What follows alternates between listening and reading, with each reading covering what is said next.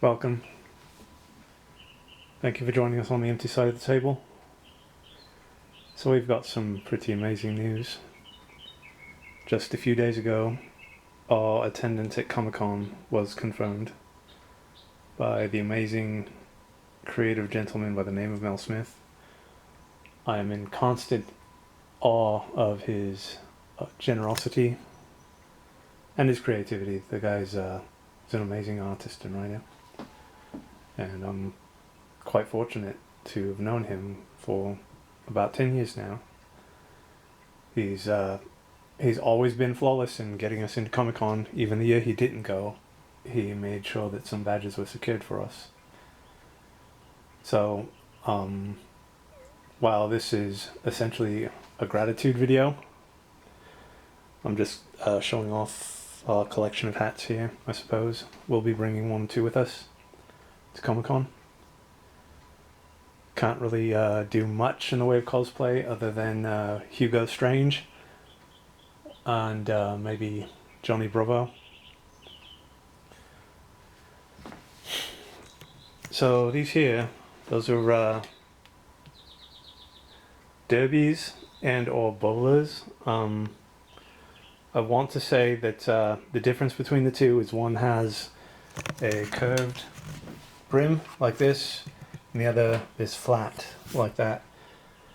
I don't know the difference between the two. I'm going to say that the derby is the one with the curve there.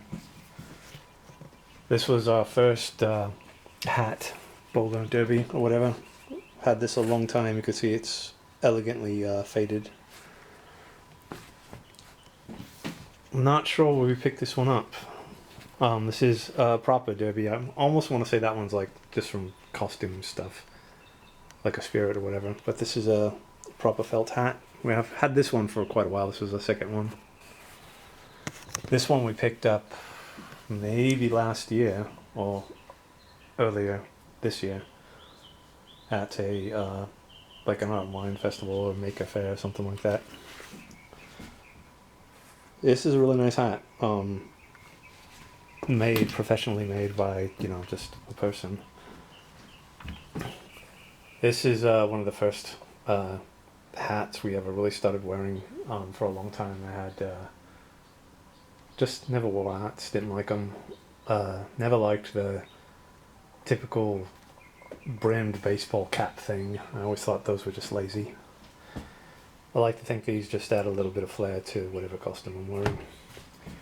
This right here was given to us, and it's really cool, very unique. It, I suppose one of the reasons why I don't like brims on hats is because it limits my field of view. So, of course, with this one, it's kind of hard to look up, and obviously with those too, but this one in particular, for some reason, it rests a little low. So it's I wear glasses, and it makes that a little difficult. This is quite high, right here. This part. I don't know what the proper name is, but I feel it looks a bit comical sometimes. I do wear it, but not too often. We got this one a long time ago. Well, under 10 years ago at a antique shop in a nearby town called Martinez. Thought this looked kind of like a Padres cap. It doesn't appear to be like any kind of costumery type hat. It's well made, but it's a bit flimsy in the brim. So in order to combat that, we got this really nice hat here. Also from Martinez at some kind of maker fair or whatever. This is the closest I could come to ever finding a style called the Bill Hickok. I want to say that maybe the flat hat on the top, I don't know. But I really like the nice wide brim. Really cool hat. Could probably do something similar to a Kung Lao, I think. He's the guy with the throws a hat, has the razors on the side. So I'm most likely going to be taking this cap here and a derby Maybe this one, but when you're out walking around and things like that, it kind of gets get buggered by it. This is a nice cap though. And I'm always having trouble with, I've got a few other caps. Well, you can see the goggles right there. I'm always having trouble with the elastic on these starting to come loose. I have to figure out a way to fix those. This here, amazing person we know, took a trip to Oregon and was amazed at how many crows were out there. Of course, put us in mind, we do collect crows. She picked this up for us. These are quite cute.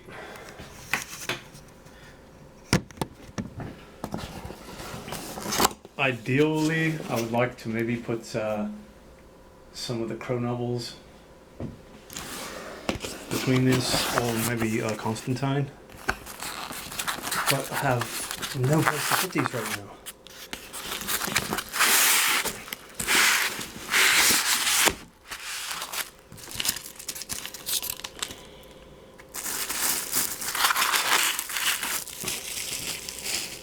These are well made, they're not plasticky or hollow or anything like that.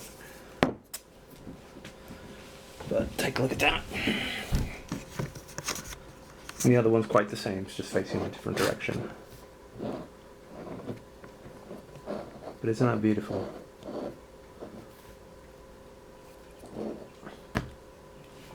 We do adore crows, as we said once before. We just recently put up some more paper crows up there. And some up there. We still have a few more to put up. Don't think yeah, those are the only places we put them. This is our altar, as it were. All crow things. There's quite a few things here that she's given us over the centuries. Like this right here. All those little crows down there, little plastic crows. And that one right there. This censer is quite lovely. That crow finger puppet, if you can see it, right there. This cool little pull-back crow. It's got the wheels on it, you pull it back, and it's spring-loaded, that's it.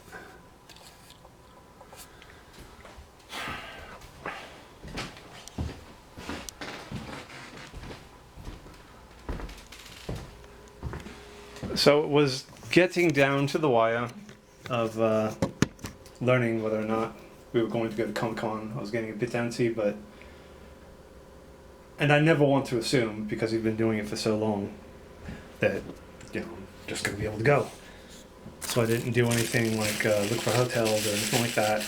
I'm not one to bug. I'm entirely grateful, and if for some reason he wasn't able to get us in, that's fine. That's completely fine. But we were lucky enough to get a spot there. We've seen a few of the exclusives that have dropped. We might pick up the Gulia Yelps exclusive. She's dressed as her favorite superhero, called Deadfast. And coincidentally, the first true exclusive that we ever got from Comic-Con was the first year Monster High was there. And the exclusive they had then was Gulia Yelps cosplaying as her favorite hero. This new doll's of course different, but also they had later in the week they had the creators like doing signings, so we had that doll signed. The one I don't chase exclusives very often. The one that I really wanted to get because I thought the doll was just adorable was a doll called Scara Screams. She had this very, 60s mod look or something. Just gorgeous doll. No irises in her eyes. Beautiful doll. There's a gentleman who covets our Gulia Yelps exclusive who wants to work out a trade, but he can't find Scara Screams anywhere. and he was offered to trade us a Beetlejuice. It was like a 2-pack of Beetlejuice and Lydia, and I guess they were Monster Idols. I hadn't seen it, but yeah, I like the Ghoulie I have way too much. That and she signed. And the only one I would consider doing it for would be Scatter Screams.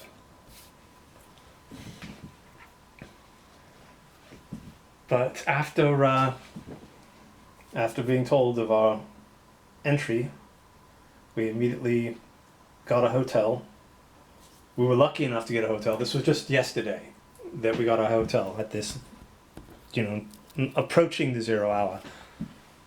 And getting hotels is quite difficult. I don't want to give too much information about the hotel. I will show it off when I go there. We were there once before, about 3 or 4 years ago. And I don't like opulence.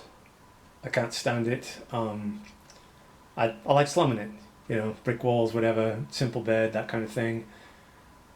And this hotel was amazing. I'll just have to show it off to you when I get there.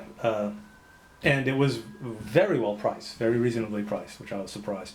They had an amazing spread downstairs. They have cooks that just make all this food that's down there for you to take and gather and eat before you leave. So incredible. This was quite a while ago, so I don't know if they're doing half of that stuff anymore, but I'm excited and quite fortunate and grateful. We've been very, very lucky. This is in no way a flex. We like sharing our good fortunes and experiences. So we're grateful that we can do that too. We may do a prepare for Comic-Con video. I know we've done dozens at this point. Might do a few more. Nothing's really changed with how we approach the convention experience as far as being there all week. But maybe we'll do another one. We have a lot of last minute shopping and preparing to do. Still not last minute. We've got a month ahead of us. So in August we'll be going to GalaxyCon. We got a press pass for that, and I think on the weekend, the 14th of next month, is StocktonCon. Don't rightly know if I'm going to go to that. Of course, if Mel needs us there, needs a rider, needs help setting up, we'll more than happily go. But we won't be purchasing anything.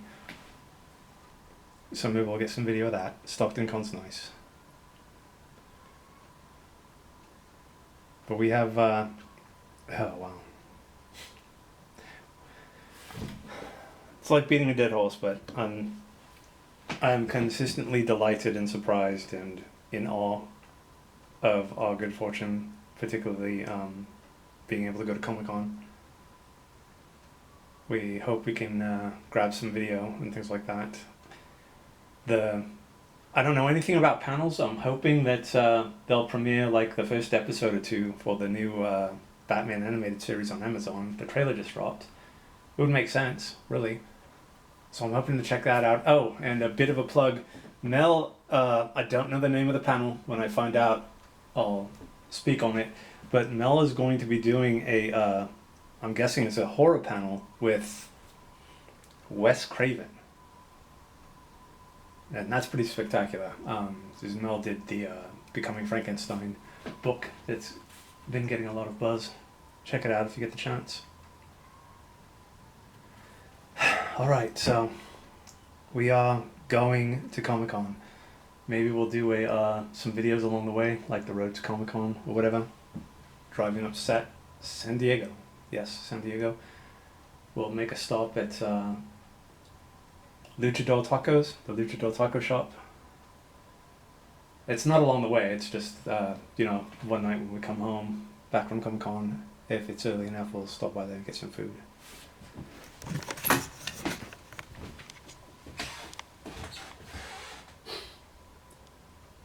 So, this video is coming to a close. We'll say it again, how excited and grateful we are. We are quite lucky.